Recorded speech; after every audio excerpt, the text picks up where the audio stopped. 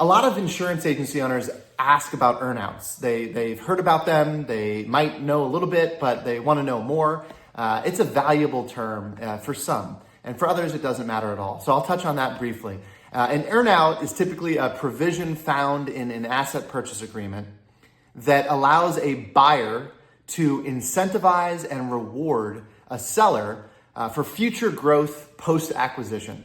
So let's say someone is going to pay an insurance agency owner 8 times their profits or EBITDA upfront in guaranteed cash or cash and equity in the acquiring business.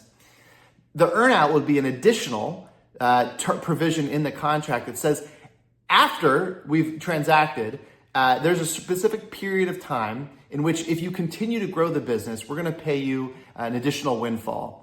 Some people say it's a second bite of an apple, if you've heard that before. So let's say if they did pay 8 times up front, maybe it's 5 times in the earnout. So for every $1 of growth after a hurdle rate is met, we'll pay you an additional $5 on that growth. Paid after 1 year, 2, 3, or aggregate at the end of the third.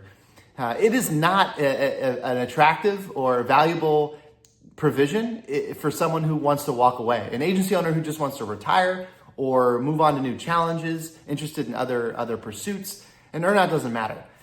For those who really the business it might be a great agency, a great business, but it's really just growing at inflationary rates, it's probably not going to be as attractive. For someone who is growing their business at pretty aggressive rates and double digits year over year growth, and wants to be around post-acquisition. They don't want to just sell the business and walk away. They want to stick around for 3, 5, 7, 10 more years. And earnout is critical because one of the biggest concerns an agency owner has that has that profile is they're selling too early and they're losing out on the value of that business in the future.